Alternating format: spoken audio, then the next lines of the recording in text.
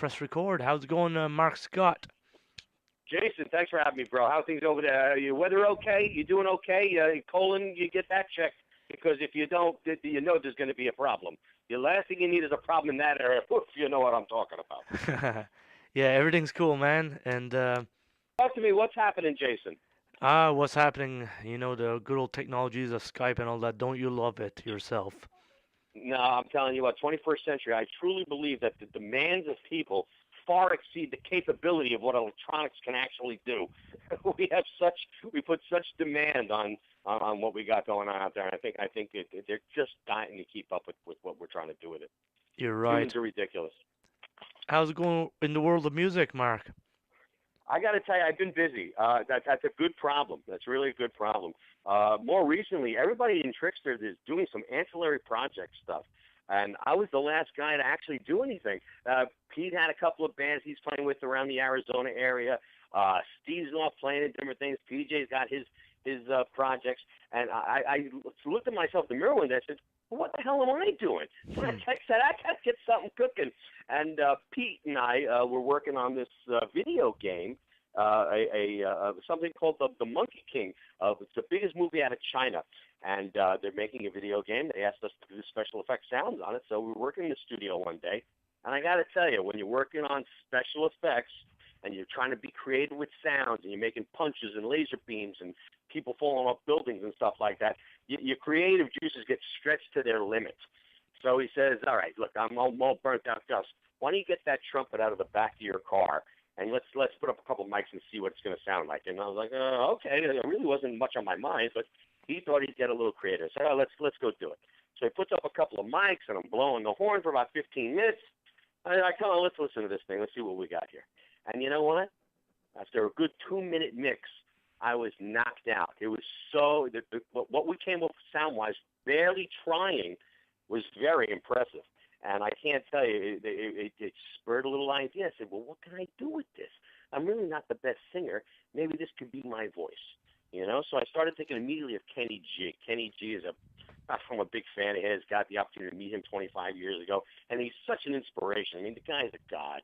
So I said, if I could be 1/10 of something like that, that'd be pretty cool. So I said, well, I need a song. And I guess the song Ave Maria was always familiar to me, being, raised by a classical mom and stuff like that. But more recently, there was that movie, The Hitman. Are you familiar with The Hitman? The video game they turned into a big movie franchise and all that? Yeah, I kind of seen that passing. Yep. They took Ave Maria and they took scenes from the movie, a lot of slow motion, violent death stuff. And the juxtaposition of putting those two images together, it was amazing. Over that music, it was really something special. So I said, I want to do something with that. I can't sing, so only put this trumpet thing on it. And man, I got to tell you, we recorded half the song. I stopped. I said, I got to hear it. And man, we looked at each other and said, we got something cooking here, man. I can't say just how proud I am and just how happy I am that I had this vision in my head. And I just wanted it to come out the right way. And you know what? I think we hit something here. I'm just so happy, really just so happy. And Mark, how are you going to be promoting this, like mostly online, I imagine? Say that again? Are you going to be mostly promoting this, like Ave Maria and your new holiday album online? It's going to be all over, actually. We're going to have physical CDs, multiple distribution outlets. I tell you, it's really strange, but what's so much different that we're not even used to, as opposed to the way we did things in the old days. The old days, we sold more cassettes than CDs. Now, downloads are far exceeding the percentage of how people are, getting their music, as opposed to actually buying a physical product. It's very strange. There's two primaries: the download, where you can actually download to your phone or download to your iPad or whatever, and then there's also streaming. So many people are using streaming services like Spotify or Google Music or YouTube and stuff like that. The way that we're actually utilizing technology to get what we need and to have it on demand, that's pretty crazy, So that means the marketing is going to be different. That means the way you got to approach it to get it to the people's hands is going to be different. It was a very conventional way of doing things back in the old days. You got it to radio, you got it to MTV, and you sell your product. Have a nice day. That's all out the window right now. The whole thing's different. And you know what? Being from old school, it's a new learning curve for me too. It's a very strange thing. But primarily, you'll see it on Amazon. You'll see it on iTunes. You're going to see it on Google Music, CD Baby, the whole deal. Even my website. My website, to be quite honest, I'm pretty happy. You can get everything right there. You can download it right to your phone at markduscott.com. Also selling physical CDs, and I'm going to do the personally autographed CDs as well. They're a little Christmas gift for you there. Awesome stuff. You think for the CDs, type of business today is the people just don't have the place to put them, or is it that they're all going I think online? that's an interesting subject that you're touching on. I think there's two different kinds of people. There's two different kinds of demand. Number one, people don't want to deal with the physical CD, and then there's individuals that must have the physical CD. I think older people, I hate to say older, myself included, unfortunately, but man, there was something that's really cool about the experience of buying an album back in the old days, Right. looking at that artwork and being enveloped in the whole what it's all about. Like when I remember one of the first records I got was the Gene Simmons solo album from Kiss. And when I looked into Gene's eyes, it stimulated something in me. I said, I want to be like that. I want to kick ass. I want to rock. Or I got the Bat Out of Hell by Meatloaf. Dude, when you look at an album cover like that, it does something to you, you know? You get enveloped in the story of the songs, and there's just some depth to it. And I think a lot of newer or younger fans that no, I don't care who their favorite artist is, but they're missing out on part of the experience. You know, when you had that record and you held it in your hands, like, dude, there was something tangible about it. There was something like, you really formed a bond with the artist, and that's so freaking cool. I just don't know if that's the same these days. Yeah, I have a skewed vision on it being an artist, I guess. So, but I don't know, man. But I'll tell you what, one thing is for sure. These days, you can share music at the snap of your fingers. You Mm. can have it for you right on demand, and that's pretty freaking cool. You know what Yeah, I'm it saying? is. It Uh, is. like when we did my video for Ave Maria, filmed it in New York City, then in D.C. We edited and bang. We didn't have to wait for the record company to shop it to the promotional outlets. We just freaking uploaded that sucker, and we were on. So, that's pretty cool. It leveled the playing field. Now, to have a major record company behind you, you don't necessarily have to do it. If you have what it takes, you put it out there and you gather your constituency of fans and you shop your product, you get the music to the masses, and everybody has an opportunity to make it big, and that's pretty freaking cool. Yeah, very well said. And when you're looking at like Gene Simmons album cover and Bat Out of Hell, you're looking at actual artwork, that Yes. costs money to make. Budgets were different too, you know. It's really true, man. The whole budgetary process was a big deal. Such a huge difference the way it is today. And yeah, what the attention was to the cover, there was such attention to what it was all about, the vibe, the image, the whole. I mean, yeah, you nailed something there, bro. You really did. But I'm telling you, there's so much changed. It really has. I mean, for crying out loud, freaking MTV's gone. There is no MTV. I mean, the channel may be there, but they're not playing videos. I remember waiting for the world premiere video to come on. I remember watching the Dial MTV Top 10. I mean, it was thing. I remember when my artist finally came to town because I waited. I was so enveloped in what they did, and holy crap, when the lights went down, bam! I Hmm. just don't know if kids today necessarily value the same experience the way we did back in the old days. And I hate to say that, I'm not that old, but man, I'll tell you what, it sure was different. The internet era is changing things very quickly, In Yeah. 1 year is So like the 10 question years. is it good or is it bad? And you know what? It's just different. I can't say. I don't know if it's better or worse, but it certainly is different. And to see the change is the weirdest thing. I mean, if someone went back to me 25 years ago, 20 years from now, you're not even going to be able to do it. I'm like, shut up. You know, who would have thought? Like, I mean, that's what the record companies did too. I mean, they lost so much ground. They still haven't recovered what they've lost as far as control on the industry. And it's a very strange time for music. It really is. Certainly is. And let's say for your soul project, how far are you going to be bringing this? Like, you're going to be playing some on and off shows? Man, that's that's the ultimate question. I really don't know. I'll be honest with you. I'm surprised I made it this far. But yeah, honestly, I've just got contacted by the Miami Heat. They want me to play the Star Spangled Banner down in Florida. I've got numerous football games to entertain, Rockefeller Plaza, and I don't want to say anything yet, but I'm hoping that we could score some over Radio City Music Hall. But I want to open for the Rockettes. Nice. I'm not even kidding, man. I mean, we'll see how far we can really push it. But right off the bat, honestly, one of my biggest things I do, I love going on Memorial Day, Veterans Day, 9/11, playing taps for our military heroes and things like that. I'm involved with a charity, Hope for Kids International. They do some wonderful stuff for some real disadvantaged children all over the world.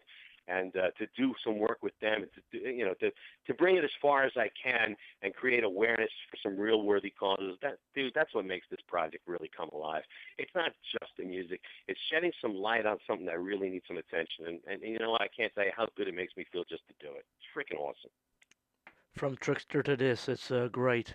Yeah. It's weird, yeah. I think that's from Trixter to this.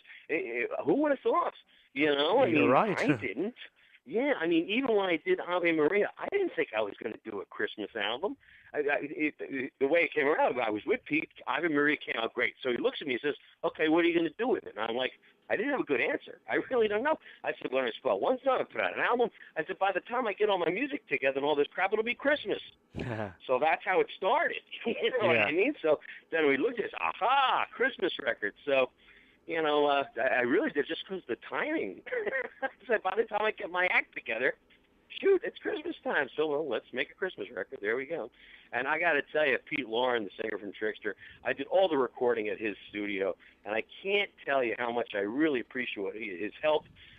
He really brought in. He didn't have experience in classical music as far as mixing and recording, dude. I kudos to him. He's helped me so much, and sonically speaking, he killed it, man. He killed it. It sounds freaking fantastic. I'm just so happy with the way it came out, and that now we have a product that we can do something with, like shed light on Hope for Kids International and charity and kids and making a difference. That's the real reward, dude. It's just fantastic. All the proceeds from Ave Maria are going to Hope for Kids International, and I can't tell you, every time that I see someone make a purchase, it's like the most beautiful thing, man. I'm so happy. I'm really tickled about it.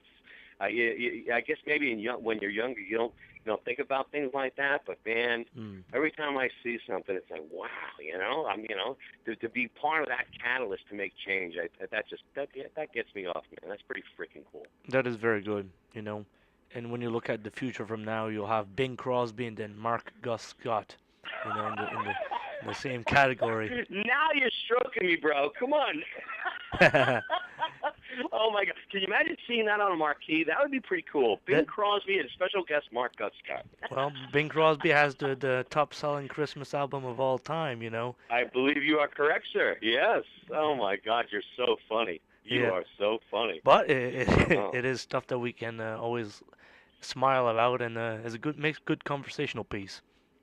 Absolutely. But you know what? It's also one time a year where there's never enough soundtrack music for the holiday of Christmas. And all kidding aside, it's some great music. I mean, the classic songs they're like things that I included on Christmas Miracle. I've got Ave Maria is just the opening, but realistically, it's Silent Night. Oh Holy Night is one of my favorite songs of all time. Christmas or not Christmas, I even composed a full symphony for a symphony for Christmas Eve. It's like, I freaking love it, man. There's something magical about the time of Christmas. There really is. And the more you believe, the more you're in on it, man. It's like the freaking coolest thing.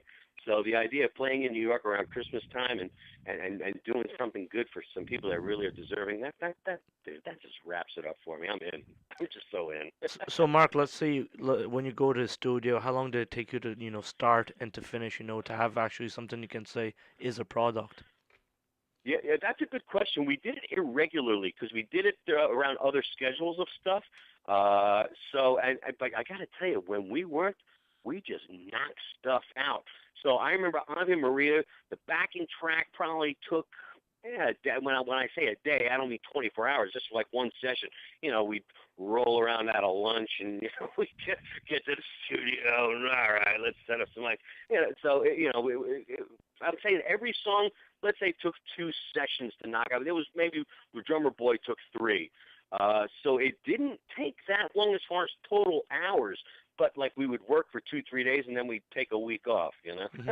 Yeah. So it's a little hard to pinpoint exactly how long. But there's 7 songs on record, and man, I got to tell you, also we put extra time to mix and mastering and stuff like that.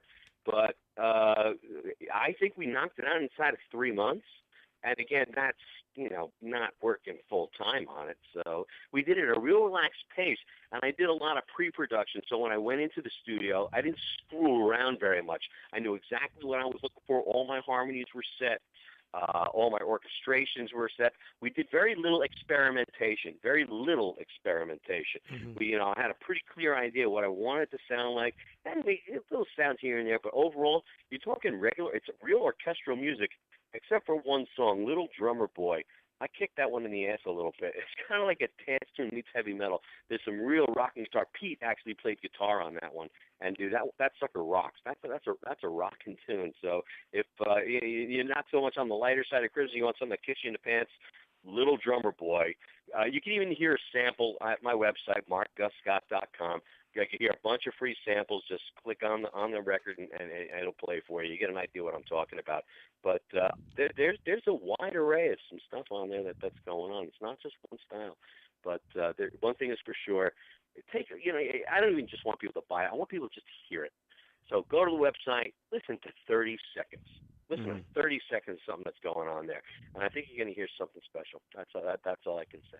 Great work, Mark. And wasn't the new year for Trixter? How's that going? Well, I don't know. We got to wait till after Christmas. Yeah. Yeah, honestly, it's really weird. Everybody's off doing some kind of other project. So, I mean, it wasn't. I didn't start it, but I'm going to finish it. That's for sure. Yeah.